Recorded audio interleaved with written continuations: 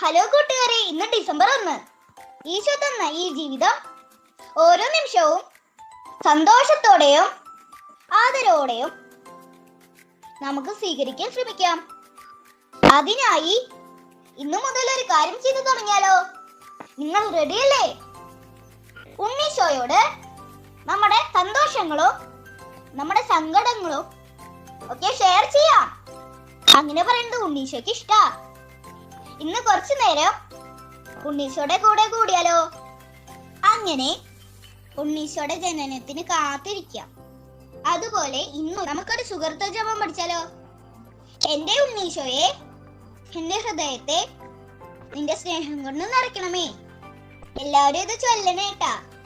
അങ്ങനെ ഇന്ന് ഉണ്ണീശോയ്ക്ക് ഒരു പൂമാല സമ്മാനമായി നൽകാം. ഈശോയ്ക്ക് എല്ലാവരും പൂമാല കൊടുക്കില്ലേ?